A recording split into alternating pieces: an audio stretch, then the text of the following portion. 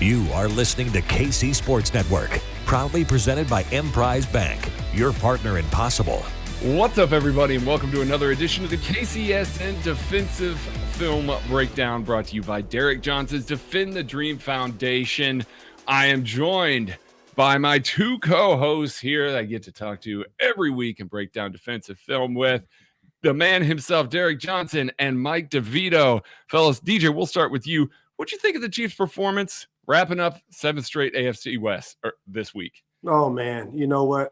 It's always a tough task to clinch the division every single year. I mean, 7 straight years, that's very, very impressive. And Andy Reid has somehow, he's got the secret sauce to just get it done and dominate at that in fashion. And to do it every single year, 7 straight years, I think it's impressive, and it's great to be at the top of the division always. Yeah. Oh yeah. It's a good thing I retired 7 years ago, so now that I can sit on the outside and watch all these championships. Like, oh, good, yeah. Right before we get going. Oh, you'd have a lot more hats and shirts right now, Mike. You would have a lot of hats and shirts. Yeah, I got to order them on NFL Shop now. I'm ordering them. You know, like damn it. So yeah, but I'm excited for these guys. This is one of the most complete teams that I've seen going into the playoffs. Obviously, things that we need to tighten up and stuff. I'm not as worried about these losses but these closer wins against teams that aren't that great. And I think when you get to this time of year, you've already clinched the playoffs. You're playing teams that are so much, worse compared to you. Sometimes it can be, and every team is giving you their best shot, right? I mean, these teams that we're finishing up with, this is their Super Bowl. So you're getting everybody's best shot at a time where you're just focused on, let's just get to the playoffs. So they keep finishing games. That's what's important. And I'm looking forward to the playoffs to get going. Absolutely. And the Houston Texans gave them their all this week. But both sides of the ball really kind of pulled a little bit out on both sides of the ball, playing really hard there. I think Andy Reid, Patrick Mahomes, both acknowledging that after the game speaks volumes that they came out and said, hey, listen, that team is better than this 1-10, 1-11 record that they are. Yeah. But on defense, we saw a lot of stops this week. I know that, people are going to harp on penalties, things like that. There were a ton of stops that occurred on defense. So it was hard to narrow it down. But I told these guys right before we started recording, the Christmas gift to them that I have for them is that we're doing only run plays this week. They get to talk about run plays. And so we're gonna start in here, and we're going to start with what the Texans kind of brought out. And they used a lot of 2 quarterback sets, like actual true quarterback sets, with a running play right now. When you are having to defend this as a defender, linebackers, defensive ends, they have a lot on their plate here. On this play, George Karlaftis, Nick Bolton, both doing an excellent job playing this play. DJ, what are you seeing right here? Well, it's all about setting the edge. It's all about setting the edge. And, right here, George does a great job by just knocking this guy back, jacking him up, being able to control the edge. Whenever you can control the edge, the linebackers can flow and run. That's why I love Tamba Ali and Justin Houston, those guys. Edges, man. I mean, life is just easier. It's just a lot easier, and it's less lanes, and it's less things that you can do when you can set the edge first. Setting the edge is kind of the most important. Of course, you got to penetrate and build wall up front and do all that good stuff. But if you don't set the edge, I mean, they have they can actually. This quarterback should have cut it in because he didn't have this edge. So he just picked it wrong right here. But it's a great job by George. Yeah, I can't tell who's who, but what's really impressive about the defense here is the wherewithal, because it looks like 10 personnel, unless 84 is a tight end. But even 84 is a tight end there. But yeah, they're playing that kind of double stack there. Yeah. I mean, this is weird. If I'm seeing this formation, I'm not thinking run. You have no tight end on the line, just one back. And not only is it run, but run to the back. So this is a weird play. But everybody had good technique up front. Like you said, Karlaftis setting the edge, and everybody sort of hunkering down and playing the run. I don't know if I'm looking at 91's stance. That's really good on the edge. I'm looking at 91 stance. He looks like at least squared up. I wonder if they had a read or some sort of formation tendency here that made him think this was a run, because that looks like a run stance. Yeah, actually, let me add something to this. So if I'm Nick in the middle, I would think it would probably be a run, just because my guy to my left, I don't know who's that nickel guy to his left, to Nick's left, but he's kind of playing the slot over there. So when you open up like that, they have numbers to block you now. We only have 4 guys inside, or maybe 5 most if you count Reed to the outside down here to our right. But right now they have enough people to block us. So they ran the right play. They just didn't execute the blocking at the end, because the edge was broke down. The back has to go get Nick. He has to somehow go seal him, and it's just nothing goes right. Yeah, good play.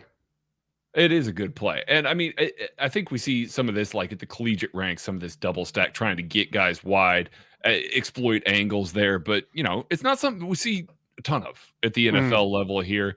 And so when these sorts of things occur, you got to rely on the fundamentals there. Got to rely on, guy lining up, setting the edge, and then linebacker flowing to it. Great play by both of those guys. Yeah, and this is, it's a weird time of year when you're playing these kind of teams too. I don't know what Houston's tendencies are if they did this sort of quarterback run stuff, but you got to remember, this team has nothing to lose. So you can get weird stuff all day. You know what I mean? Like, you can get all kinds of runs and trying to change things up, because they don't care. Hate it. I hate it. Hate it. So when you're sitting in the film room like that and you're playing against a team that's got nothing to lose, is this something that you talk about? It's like, hey, be aware, because we're going to get some goofy stuff this week on this offense. Because you cut throughout the week, and Mike knows it. Throughout the week, you cover so much, and you're like, man, what do they do? Like, you tell them, I got to do this. I got Wildcat coming in. They got this formation. It's like, good, come on, just go run some plays, and then let's go. Like, stuff, because a lot of this stuff. Now, sometimes it may work, but if it doesn't work, it's trash. It's just really sets you back. Yeah, absolutely. Now, speaking of defensive ends, we got another great play by a defensive end here. Frank Clark getting in the backfield here, left as an unblocked defender, partially because they want to make sure that they don't allow Chris Jones to get interior penetration here. Chris Jones has been wrecking run plays all year long with interior penetration, and Frank Clark is the benefit on this play, because try and get chip help and then have the tight end kick out against Clark. He's obviously too fast. Gets into the backfield against this kind of pistol formation here. Ooh, look at this, DJ. I think this is a tackle over. Oh, it is. Tackle over. It is, yeah. You got 71 pulling. Let me see this now. Great job there. I mean, good job. Who's sorry, hold on. Is that Karlaftis on 78? That is Karlaftis on 78. Yes. Yeah. I don't know if they had. See, damn it! I could watch this all day. Is there a blitz called here? Is there something called here, DJ? Is he stepping into? Nothing's called here. So he's got to stay straight. He got to stay more straight. Like I know it's the pistol formation, but you got the tackle over to your side. I wouldn't step down unless the defense is telling him to step down.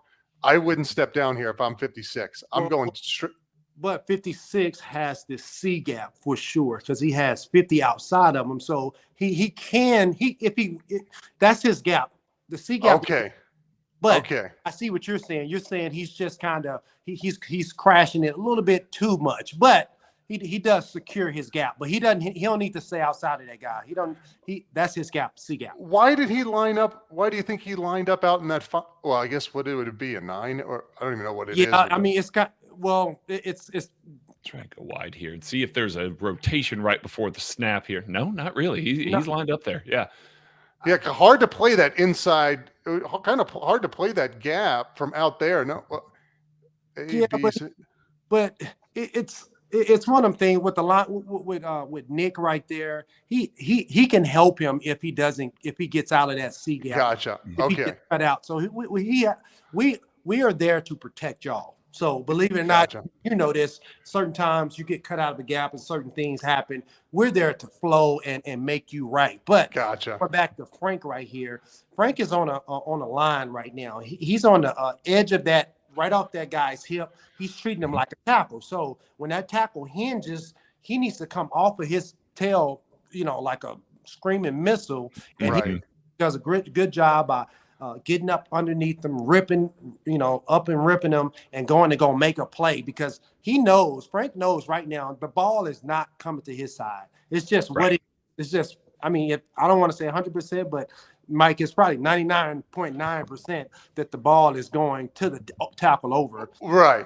And with Frank knowing that information, Frank can just hit it and go, and he makes a great play right here. Yeah, that was excellent. I think the only point I was trying to make here was just in general, if you have a tilt to your side and a tackle over, you want to be careful crashing down.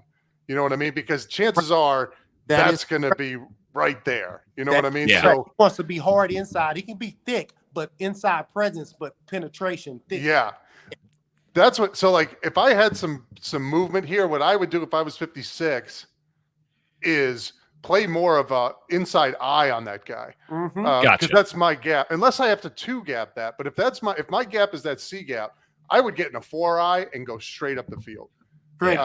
That Mike is talking. This is his wheelhouse right here. But it's very sound because that's how it is. Things make sense when you see the formation, you say, man, he needs to be a little bit more on the inside eye of just certain things, and it really helps the defense when your alignment is really good. Yeah, no doubt, no question.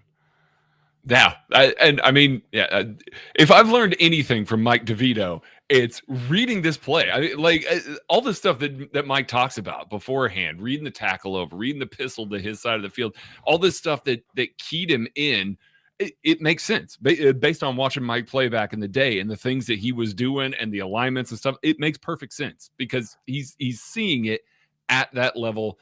I mean, we talk about analytics and things like that all the time. You're processing that in real time.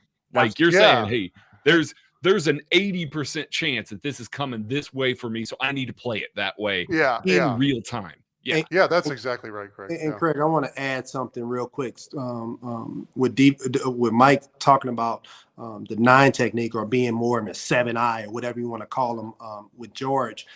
5-4 on display, the inside backer, that the play is going that way. He needs to be all the way over into that A gap. I mean, just show it right now because he's had protection with Reed right behind him or whoever that is, right next to him. He can get over right now. He's a free player, which he still makes the tackles and he gets on there. But just even more, if I was in the meeting room, I'd be like 5-4, get over more right now. There's no way that there's no time to say, let me fake it over here. That safety is down to your side. They're not running to you. You need to get over. Right. Yeah. I mean, you see him kind of cheating here, but then he backs off. Like he drops back out of the play. So you can tell he's thinking like, I'm in the right spot, but let me get over here, not to show off. Yeah. Right. Yeah. Yeah. That'll come with time. That's a rookie for sure. Oh yeah, and you know what? And I'm. Oh, well, of course. Yeah. And you said it too, Craig. Like these, like I wasn't like these guys have so much more physical talent than I had. That I had to play these formations. So like it's easy for me to sit here and bitch and say, "Oh, you got to do this." That. But like 56 is a hell of a much better. Like he knows exactly what he's doing. He's a lot more athletic than I ever was. So yeah, I hope I didn't mean to be complaining or anything. It's just not at all. I just get excited talking about it. I love that stuff. That's the most fun stuff for me when we're doing this stuff is to hear you guys like see all that stuff because I don't see a lot of that, and a lot of our viewers and stuff like that don't see a lot of that as well. So they're learning in real time from you guys. Yeah, and you want to say one more time. Another thing that made DJ great. Watch 32 on this one when the pulling guard comes. That's 32, the backer. Yeah. Watch him. Boomy. just stalemate. So like that's the kind of stuff that DJ could do. Like that was what DJ. One of the things that made you so great was you could bring it like that. Yeah. But you could also go 100 miles an hour like Frank did and backdoor and make the play. Like that was it's hard to have both of those talents. It is. They're called round 1 linebackers. That's right.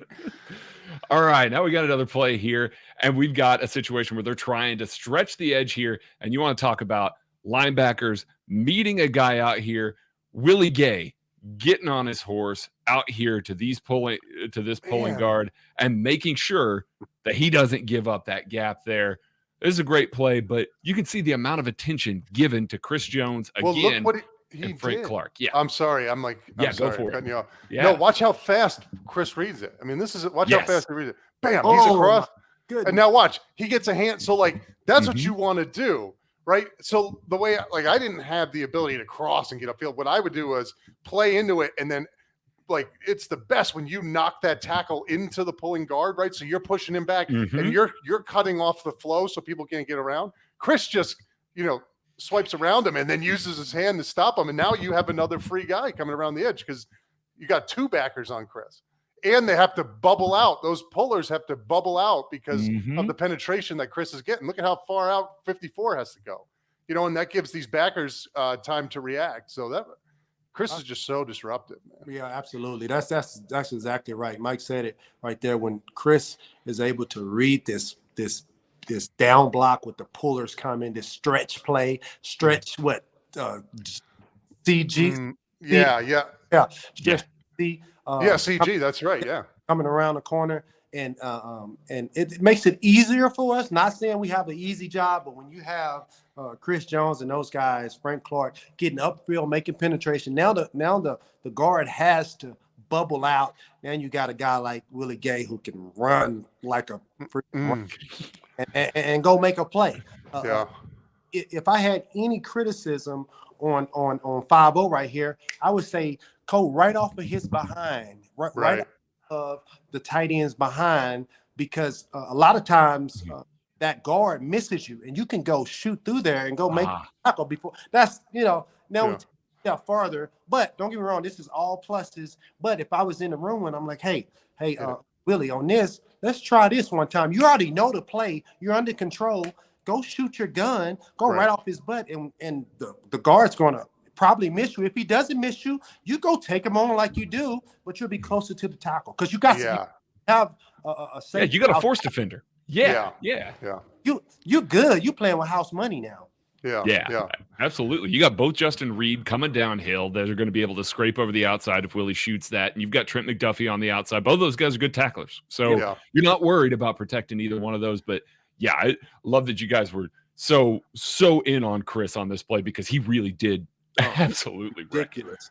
I don't know I can't remember what the rule changes are with cut blocks now, but I used to hate this kind of play as a backside defender. If you look at the nose, this I always used to get cut right there. That's a block. Yeah, as soon as they would take off, 71's cutting. It's just like, I don't know if they changed the rule or what the rule is now, but I used to hate that. I hope they changed it, because I tell you what, Mike, I got flashbacks now from people getting cut from the backside. Now, as a linebacker, my vision is like, oh snap, he can cut back, and there's a lot of space back there. Big lane. Do you remember playing Houston back in the 2009, 2010? Yep. Whoo, they would fly. Yep. Oh, I remember Eric Winston. I know you played with Eric Winston. He cut me so hard, DJ, like 4 or 5 times in that game. He would cut me, and it was just like this backside of this outside zone stretch stuff, and there was just they were so good at it. There was no way to play it. You just had to get up, like you said. That when you get cut, that becomes a massive lane. Yeah. So you got to get up and run to try to close that thing. And let me shout out to Colin Saunders for staying after this. Like he's coming. Like he's going. He's still chasing this down. He actually gets part of this tackle here, chasing this thing down. But yeah, good play overall here. This play that we just showed here was a 2nd and 4. And that was a gain of 2. And it's a gain of 2 because of what Chris Jones did, Frank Clark, Willie Gay, all these guys. That sets up this 3rd and 2. Once again, having 2 quarterbacks on the field, you got kind of an end around here, chance to really pick it up. And you've got Mike Dana wrecking this and Nick Bolton just being able to take the absolute best path of the quarterback here. Great play. Overall. This was the next play? Next play. Next play. So they went with the same concept. They just did it differently. Mm-hmm. Right? They blocked down with the tight end, and they pulled the center again. Yeah. Oh, yeah. And they pulled the tackle and not the guard. Yeah. But they did this. And Dana just blows it up. Yeah. Yeah. Well, and DJ, this seems to be more what you were talking about on the other play. like he just attacks upfield. Now he doesn't have a guy on him, but Yeah, if 50 would have done this right here, what 32's doing on the play before, probably would have been the same result. Definitely talk for loss. And Nick's doing it. I mean, Nick is a veteran. I keep saying this. He's a young second-year player, but Nick is a veteran. I already put him in that class. Like, he's a veteran. I expect him to make plays like this and be able to make plays in the outfield, regardless in space, regardless of if it's a quarterback or not, a running quarterback, going to go inside out. Smelling his breath before he throws, stepping on his toes before he makes that tackle. This is just a great. This is highlight film. This is on your highlight. Say, hey. Yeah, this is good stuff. 54 fighting, getting over the edge, taking two guys on. I know, right? That's even better. I mean, that's hard work right there. Because this is what you got to do on these outs. Oh, sorry, DJ, I cut you off. No, I'm just saying he's cracking a cracker, and then and just going through two people, man. That's just hard work right there. Yeah, and I think we talked about this before, another episode. But the key to these outside zone stretch plays when you get these down blocks is, you have some guys make the mistake of going back door because they think they can get there, and that opens up a wide outside lane. The key is to fight that hard shoulder and get around on the outside, and that was they've been doing a great job playing this.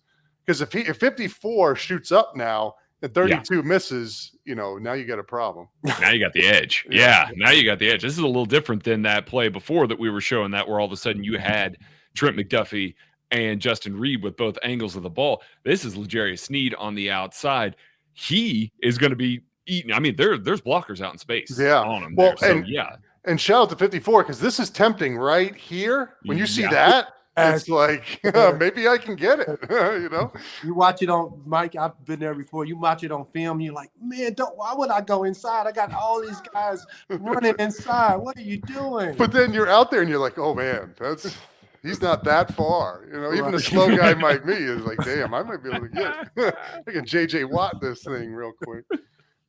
All right, we got one more play here that we're going to look at. This is a good red zone play, and what we're going to see, this is just an efficient job overall from Willie Gay Jr., from Colin Saunders, from Chris Jones, from Carlos Dunlap. This is just an overall excellent play.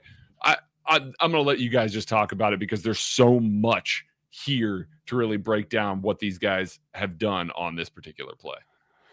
DJ, what do we call this? A man? Was this called man? This is like an inside zone play. Yeah, this just inside zone stretch play. Because what do you call that? You see, we're showing our age right here. What do you call it? That receiver cut? What's it called? The motion where Z motion, Z cut mode. Yeah, but anyways, but whenever you see the Z coming over like that and he gets at the end of the line like that, ball's going away. You're not going to run to him. So as linebackers and everybody, we know, cut motion, or I forgot what we call it, but we go the opposite way of that receiver. And this is a great play. This is actually a blitz. And with 5-0 just getting up in there, just trying to get as much penetration. And Nick, I know Nick loves this play because Nick's like, okay, Willie, you go in there and smash him, then I come over top. We had Belcher, we had other guys doing what Willie is doing, and I would be what Nick is doing. I would go over and make the play. But this is everybody's kicking everybody's tail on this. It's just it is. I mean, from George to 99 to 95, he's always in the mix. But this is we're just a little bit better than them at this play.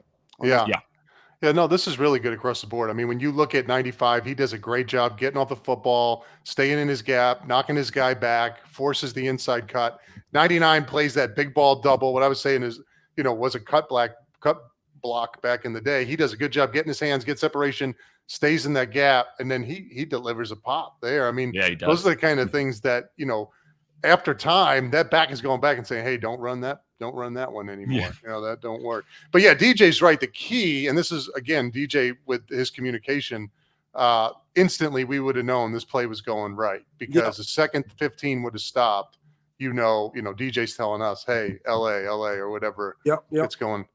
So this is great up front. Let's see. That makes sense. And you guys were talking a little bit about filling that A gap earlier. Do you think that this is a call blitz that Willie's just coming up as the play clock's going down, or you think that's something as they're seeing that's communicated to, hey, get up there in that A, make that blitz call? I think it's a play call. I think it's a play. Okay. Just because you never, because you don't know what they're going to do, so you never want to just sell out like that. So this is a play call, but a great play call because everything is they can't run anywhere. I mean, Dunlap's doing a great job by making sure, hey, I'm gonna get inside it on this play right here, getting this B gap and just hit it and go, and he makes the play. I love this.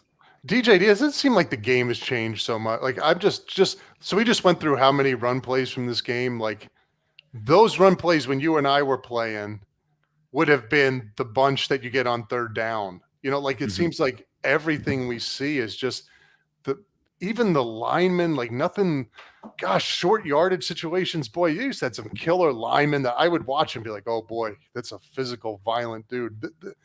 Everybody's so athletic and fast and explosive. But it's amazing how the game has changed even now, 7 years later. It's just like, again, this was the third and shorts or the third down stuff to keep us off guard. This wasn't the type of stuff you'd see every down. And this wasn't 1st and 10. This wasn't a red zone call. Right. Yeah. This was never like, you just don't. I mean, how many times when we've looked at runs this year have we seen power, ISO, any? Yeah, we don't see. I mean, nothing. Maybe on goal line, but they just don't do it no more. I mean, and it's because and Kansas City sort of is one of the teams that changed the whole thing. Because to beat Kansas City, boy, you better be fast, you better be explosive, you better score points. Yeah, score points. Yep. Yeah, just amazing. Absolutely. Well, that's going to do it for the clips for this week. Coming up against a big game here. Going to play in the cold here in Kansas City against the Seattle Seahawks. You fellas know something about playing in the cold. What does it feel like when it gets this level of cold? Like we're talking 10 degrees out there in Kansas City. You're out there, you're hitting. Seattle likes to use a lot of heavy personnel, so we might see more run game there. Does it take it up a notch? Is it one of those things that you guys feel a little bit more, especially as defenders? Is it one of those that you're looking forward to because it's going to hurt a lot more when I hit guys now? I'll go first. I hate the cold. It is what it is. People say, man, you played for Kansas City for 13 years. How, you got used to it. Never got used to it. Now, I did psych myself out when I was out there on the field. I never wore sleeves. I was that guy. All right, let's go. I dealt with it, but everything hurts. Everything hurts more. Your fingers, feet. I mean, everything. The hits.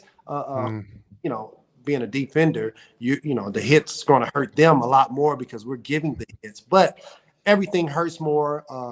It's just it's different, man. You really doing November and December football, especially January football. You got to be able to run the ball in the cold. I mean. That's when you really dominate. Think about that, Mike. When it's cold and somebody's running the freaking ball down your throat, you're like, dude, you got it. You just It's one of those things. If you can't get off blocks in the cold, if you can't figure it out toughness wise by stopping the run, it's gonna be a long day for you in the cold. Yeah, and for every reason DJ just said, I loved cold games because I knew we're going to get a lot of runs, and it just was it's a big boy game. You know what I mean? Like that's a double chin strap. It's a nice day to be 320 pounds. Like I never get tired. I will say this: my last year when I wasn't a starter and I had to rotate in, that it was tough. So I remember there was one game. The starters had played all the way up until the third quarter. We were playing Cleveland, and I didn't get into the third quarter. I was frozen. I mean, you just can't stay warm. So that gave me a perspective of being, sort of a rotating guy. I didn't like it as much, but as a starter, love a cold game all day. Let's go play up in the Arctic. So I want September to be cold, let's go. All right. Well, that's going to do us for this week. Once again, click the link down below. We got it right there in the description for Derrick Johnson to Defend the Dream Foundation. It's the holidays. Donate a little bit. Do it in somebody's name. Donate it in their name. It's going to be great. You give a little money, make you feel good about yourself. Thanks, everybody, for watching this. We will be back next week to break down more defensive tape. Be kind to each other, and we'll catch you later.